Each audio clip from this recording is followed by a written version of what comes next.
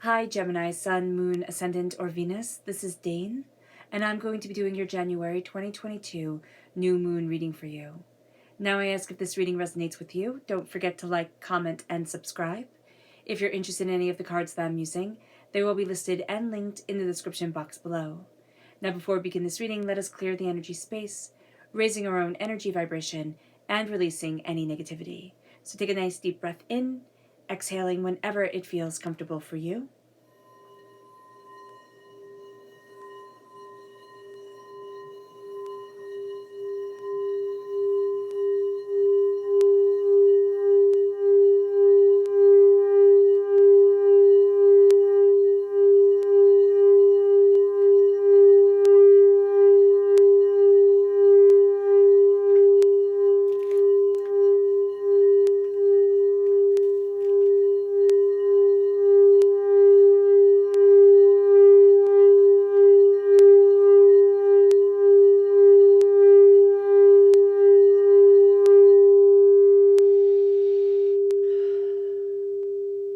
Releasing all negativity from the body like storm clouds, letting yourself feel calm, centered, and at peace as we enter into this safe and loving space.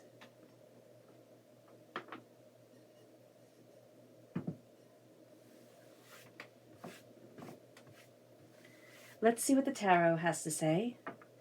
How will Gemini be affected by the January 2022 new moon? Angels and spirit guides, show me clearly. Guide this reading and show me clearly.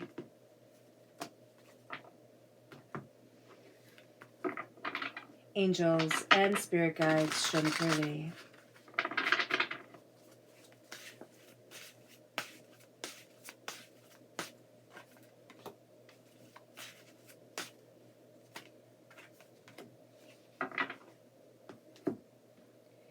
Angels and spirit guides, show me clearly.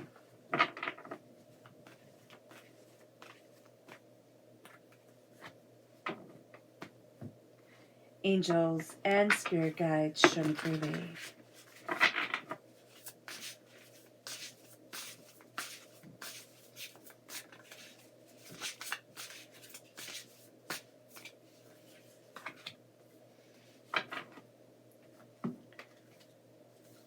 So at the bottom is our rooted self. The left-hand side is our inner self. The middle, our heart, our emotional self. The right-hand side, the public arena, the public self. So let's see what the cards have to say. At our root, we have the High Priestess. We have the Tower. And we have the Wheel of Fortune. I really like that. Then in our inner self, we have the Ace of Swords, a gift just for us. We're represented by the swords in the minor arcana, by the lovers in the major arcana. And then we have the Hierophant, so Taurus energy. If we're born on the cusp with Taurus, or if we have Taurus within our natal chart, this part of our personality is coming through very, very strongly here in our inner self. Then we have the Four of Wands and the Six of Wands, a sense of celebration, being able to celebrate ourselves and what we have accomplished, and also just a sense of a job well done, really embracing our hearts. Even though for some of us, we might not be there quite yet. We might say, oh, but Dane, there's such a long road. What are you talking about celebrating? It's like celebrating the fact that I'm on this road, celebrating the fact that there is strength and power within me. That's going to go a long way. We have the Lovers right here, which is us in the major arcana coming forward, the very essence of ourselves, and the Three of Wands, a new pathway opening to us, horizons opening, doors opening. It's going to be really quite powerful. Now let's look at the energy we need to be mindful of during this time. Angels and spirit guides, show me clearly. This is the moon. Now we can find this moon quite intense. This moon is in Capricorn. There is a lot that is being revealed and a lot that is moving us forward in this moon. This is also Pisces energy, and Pisces is ruled by Neptune. So we can also find that there are our fears around our dreams, the way that we're moving forward. There can also be fears around what we've always hoped for, a sense of, oh my gosh, I'm running out of time, or oh my gosh, I could never possibly do this, or oh my gosh, this is never going to come true for me. And there needs to be a stepping back from fear and a releasing of our fears and a saying, what I need will come forward.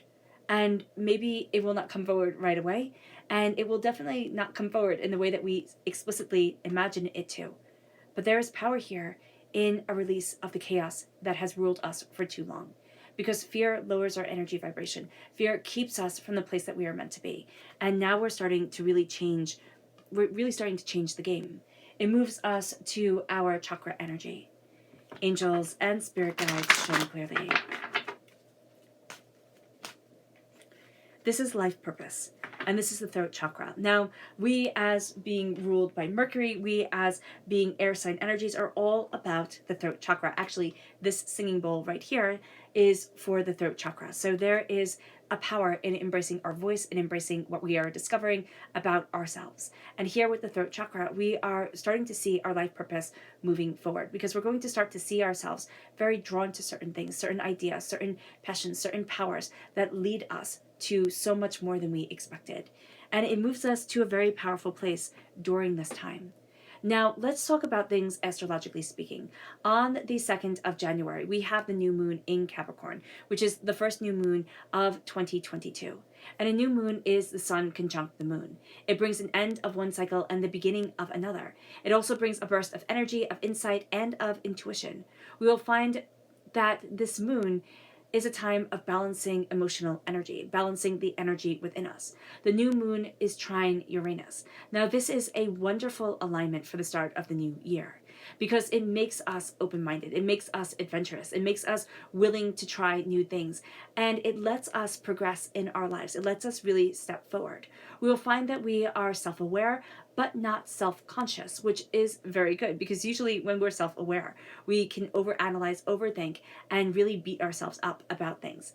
This means that we are expressing ourselves in our unique, creative, and kind of quirky way without thinking, oh my gosh, I'm just such a fool. So just be mindful of that. We will be happy to see that this time is of unexpected but positive changes, and that it can really lead us towards freedom, because Uranus is all about freedom, making it more comfortable for us to step out of our comfort zone, which sounds funny. It's comfortable for us to step out of the comfort, but it's going to be comfortable for us to be a bit brave, to be a bit bold, and to move in this world, in a way that is letting us live, that's letting us be vibrant. We will also find that we pick up on things more quickly, more easily, quickly and easily, making it a great time for learning, making it a great time for discovery. It also makes it a great time to learn about computers, to learn languages, to learn, even astrology, anything that helps us look at the world in a bigger way and communicate in a bigger, more complex way. The new moon is going to be in conjunction with Lilith. Now, Lilith is also known as the Black Moon. This can lead to darker energy coming in at this time, and we can find ourselves putting things off simply because we can. We can find ourselves also being master procrastinators. So just be mindful of this energy coming forward. Lilith represents what we want to ignore, what we want to sweep under the rug. Lilith represents what we don't want to look at within our lives, but nobody succeeds by hiding away. And so that's going to be a very powerful, kind of push start for us. Nobody succeeds, Gemini, by hiding away. It might seem like a really good idea at the time, but it never gets us to where we want to be. So just be mindful of this. I mean, I know this from personal experience, and of course everybody knows this, that we never conquer by sticking our heads in the sand like an ostrich. Now, Saturn is in Aquarius. Now, this is very interesting because the new moon is in Capricorn. Capricorn is ruled by Saturn. Now, Aquarius is ruled by Uranus. And the interesting aspect of this new moon being trine Uranus is that this new moon is in Capricorn. And Capricorn is all about structure. It's all about rules. Uranus is all about freedom. It's all about discovery. So we have this kind of warring energy going on about what I'm supposed to be doing and what I want to be doing. So with Saturn in Aquarius, it amplifies this even more, all right? And this can bring the darker element of Lilith forward and make it more pronounced within our lives, what we want to hide away from, because we have this energy of Uranus that says, I want to be free, I want to explore, I want to become, I want to discover. And we have the energy of Saturn saying, but you have responsibilities, which isn't a bad thing. To be able to marry these two energies together would make us pretty darn unstoppable and really bring a powerful shift in our world and in ourselves. So that is going to be our goal for this time, to have these two energies of Saturn and Uranus coming together. But it is going to feel a bit overwhelming at times, because again, Saturn is our responsibilities, it's our restrictions, it's what we aren't allowed to do, it's the responsibilities that we have to uphold, it's everything that kind of pulls us back, whereas Uranus is all about freedom and self-expression. So this can heighten our anxiety, this can make us feel rather uncomfortable, rather, overwhelmed, if we don't look at it and say, okay, how can I be practical but also express me? Now, in accordance to the stars, we have the new moon conjunct the fixed star Numki. Now, Numki is a lovely star. Usually we'll have really great astrological things coming forward, and the stars will be rather malevolent, rather, scary. But Numki isn't scary. This is a star that brings truthfulness, optimism, and the ability to connect with deeper knowledge, especially deeper spiritual knowledge. And according to the ancient Egyptian mathematician and astronomer Ptolemy, give me a moment. Ptolemy, yeah. It is of the nature of Jupiter and of Mercury. Now, Jupiter is, of course, the god Zeus, the god named Jupiter later on, but it is the time of power. It is the time this star has power and has authority to it. It also has really good luck on its side, in alignment with Mercury, which is all about communication. And we're all about communication, Gemini. We are ruled by Mercury. So we're really going to feel like we're guided by the stars during this time. We're really going to feel like we're moving forward in a way that we really didn't expect. This leads us to the High Priestess at our root. The High Priestess here, she looks like she's sitting on the moon, even though she's sitting on an octopus tentacle. And what we're going to find here is a lot of our knowledge comes from the quiet. We're really going to be embracing the silence of this new moon, the silence of the world around us, especially if we're in the northern hemisphere and the days have gotten shorter, right? Or, well, yeah, we're in a darker period of time. If we're in the southern hemisphere, we are embracing and need to embrace the quiet of the night. That's just going to be really important to us. When the sun, dips itself below the horizon, there's going to be knowledge that comes our way. There's also a filling of our ears with night music, with the music of the night, the crickets, the birds, the owls, everything like that. That's going to be important to us. There is a sense of deeper wisdom coming forward, deeper insight, deeper intuition.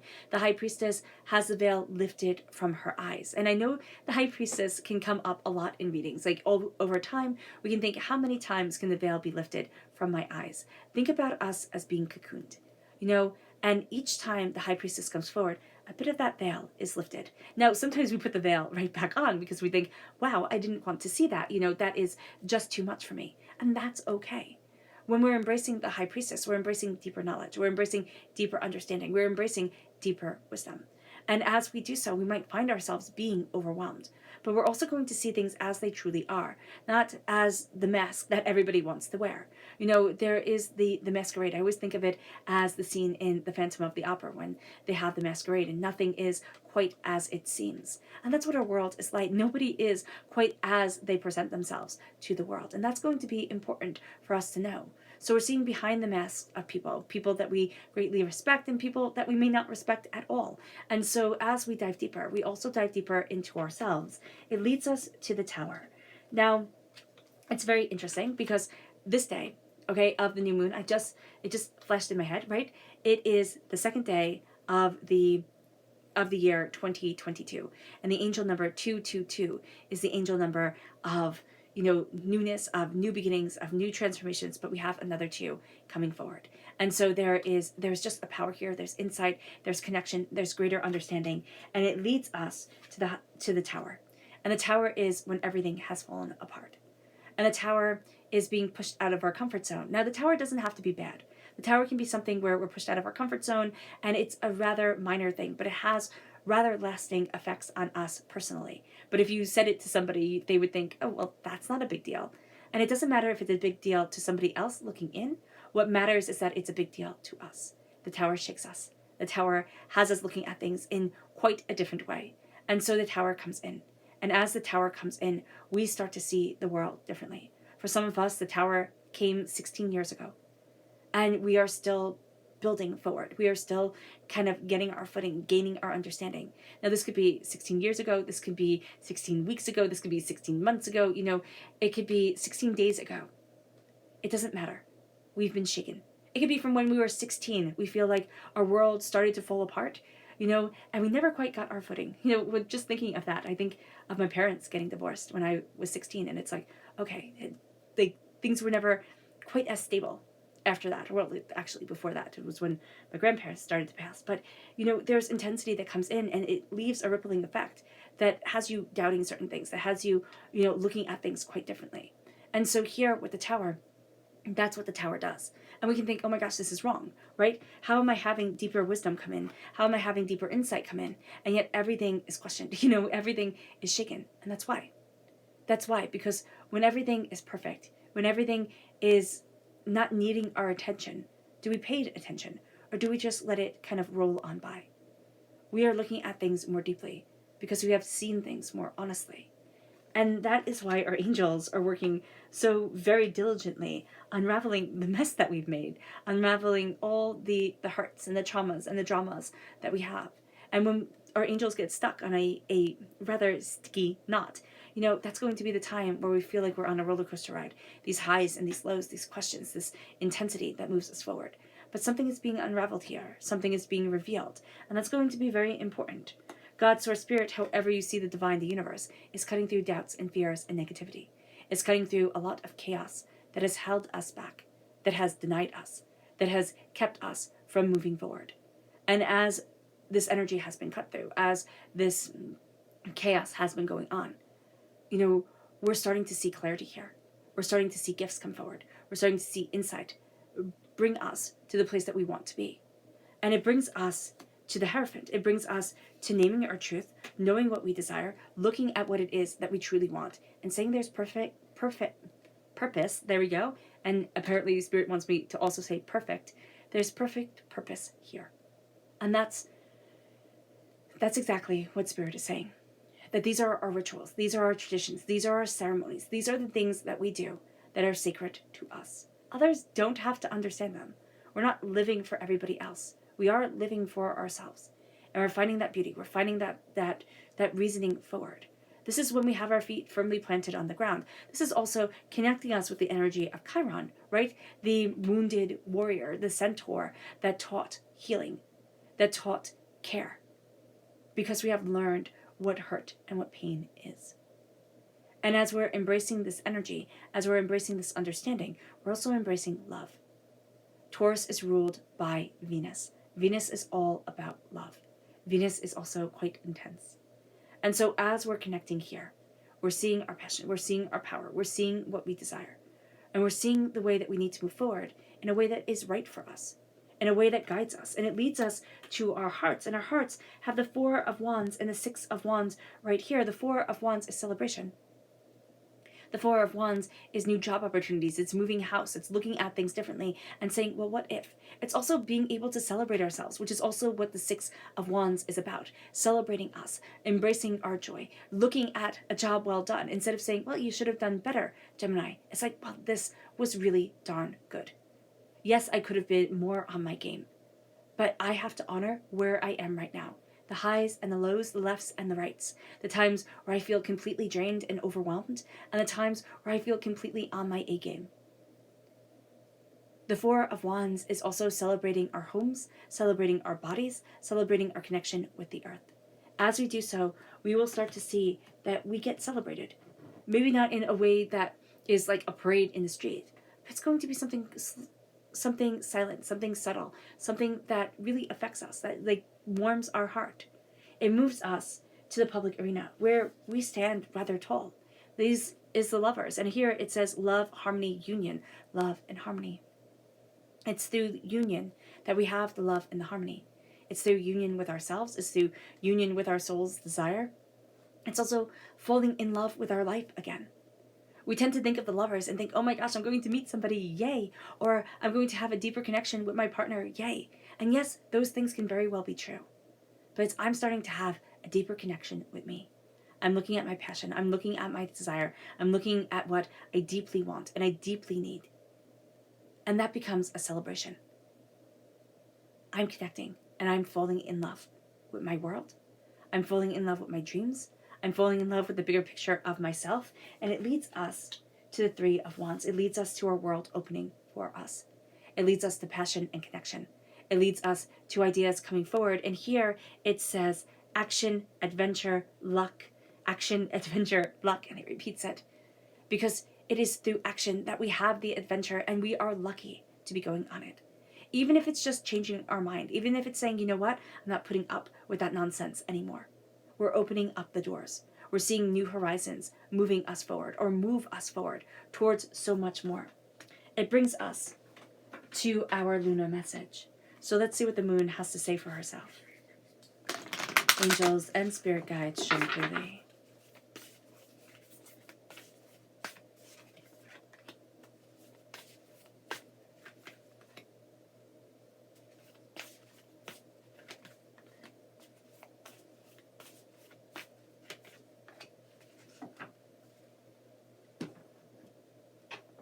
Angels and spirit guides, show me clearly.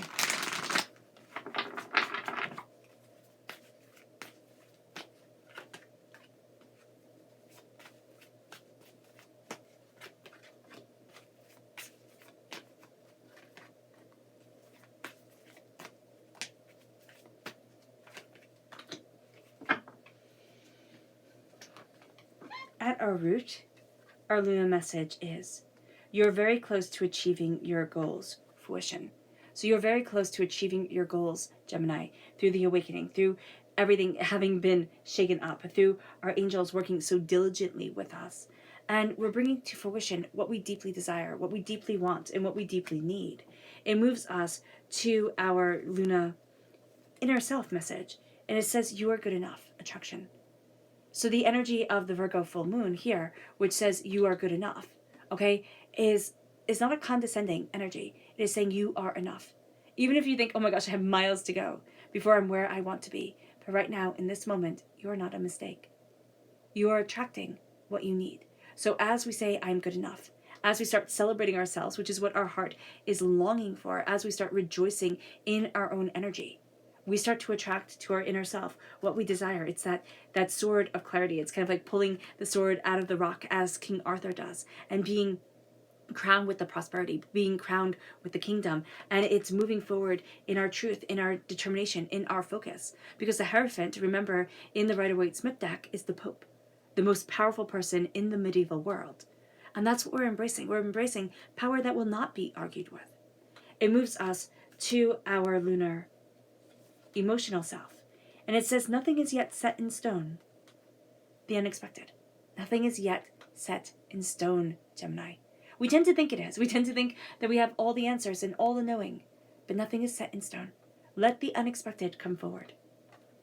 It moves us to our subconscious public arena self. And it says, expect powerful change. Faith. And have faith in the universe, in divinity, in whatever you feel comfortable having faith in.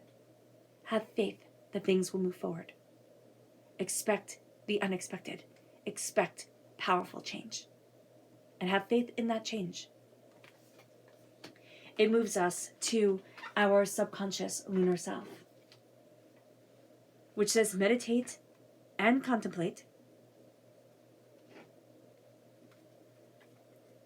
The path will be made clear. So through meditation and contemplation, through quieting ourselves, the path is made clear. And it might be scary. She's going off into, this portal in the sky. So it might be scary, it might be overwhelming. But there is purpose here. So step back and step into the quiet. It moves us to our subconscious energy to be mindful of, and that is the Chariot. Now, it's interesting because this is Cancer energy, right? And Cancer is ruled by the moon. So we need to be mindful of the energy of the moon that comes forward during this time. And it can be the seriousness that the moon brings, even though it is in Uranus, which also brings freedom and exploration of self and discovery. So it can be also that battle between the freedom and the structure, or whichever course you want to be freedom and whichever course you want to be structure, the subconscious and the conscious idea of the self, the night and the day coming forward. So that is going to be something we need to be mindful of, which I think is very interesting that both, Cancer and the moon card, Pisces, have this connection to the moon right here. It brings us to our subconscious chakra energy, which is Mother Earth. This is the Earth Star chakra, located 6 inches below our feet. This is our connection with the earth. This is connection with divinity. This is the Mother Earth stereotype that we have. It's kind of like women should be, or caregivers should be, the Mother Earth symbol, that all giving, all nurturing symbol of life and of love, right? But we're not the giving tree. We're not the giving tree. We don't get to give and give of ourselves until there is nothing left. Mother Earth is the food that nourishes us. It's the ground that we walk upon. But it's tornadoes and hurricanes and volcanoes. It's intensity, it's blizzards, and sleet storms, and just so much. We tend to only think of one aspect of things. So we can tend to put ourselves in a box and say, this is what I'm supposed to be. Don't forget the ferocity that is around us. It moves us to our subconscious, rooted self. And this is strength. We are stronger than we believe. And the strength doesn't come, again, through bodybuilding. It doesn't come through being the biggest, baddest person on the block. What it comes through is, it comes in compassion. It comes in love. It comes in connection. It comes in greater understanding. The lion walks beside her, not because the lion can't take her down, because he absolutely can. Because he loves her, and he trusts her. And we're going to see that love and trust, well, they go a long way. Even if we've been burnt in the past, some people aren't able to love and trust in the same way, And that's something that's very difficult. What one person thinks of is of loyalty or of connection or of commitment can be quite different than another person. And we tend to think that because we're talking about love or because we're talking about these abstract things, your ideas will be the same as my ideas. So it doesn't have to be love of, in a relationship. It can be friendship. It can be, work relationships where I think I can trust you because, and you think that you can trust me because, or you think that you can move ahead, this way because. And there's going to need to be a discussion of things. And there's also going to need to be deeper insight, deeper looking into things during this time. It moves us to our subconscious inner self, and this is temperance. This is Sagittarius energy. Now, what's so interesting about Sagittarius energy is that it is our sister sign. So Sagittarius can be our best friend in the whole entire world, and it can also be the energy that ticks us off like no end. So just be mindful here. It's like a sister, And if you have a sister, So here with temperance, we're finding balance. We're finding deeper understanding. Even with the energy that's coming in that can challenge us, we're finding the way that we need to move forward. We're finding the sacred feminine and the sacred masculine. And we're seeing the ways they come together. We're seeing the night and the day. And we're seeing the ways that we progress forward. It moves us to our subconscious emotional self. And that is the sun.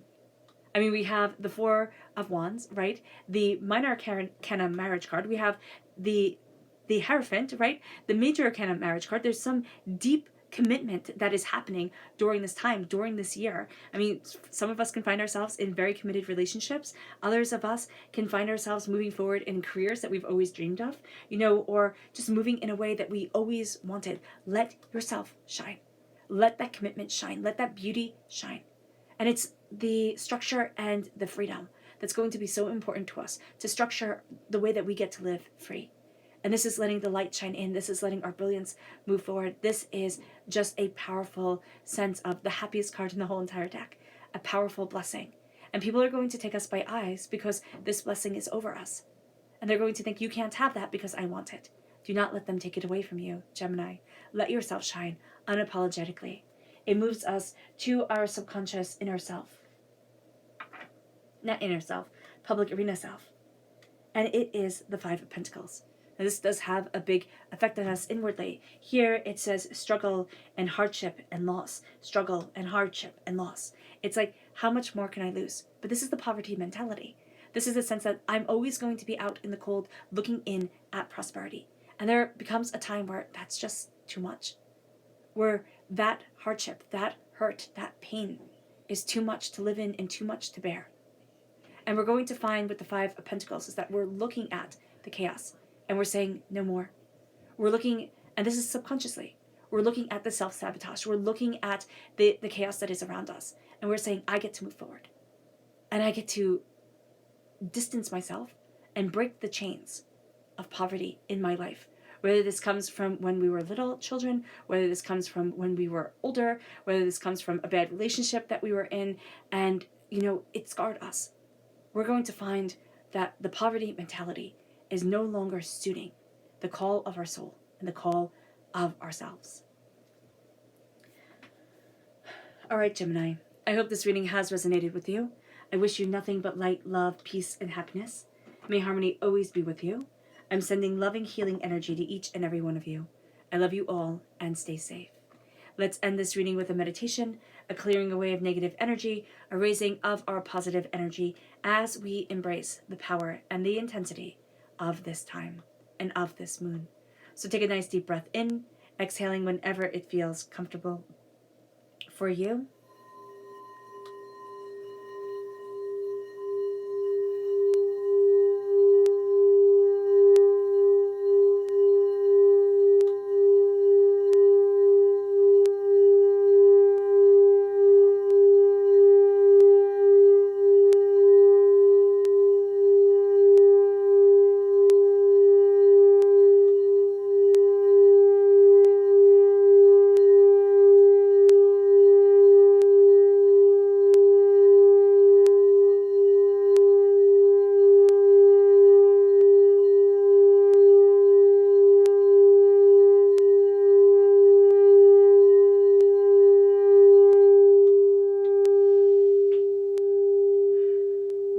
May you move forward in peace and in harmony, Gemini, and may you have a blessed moon.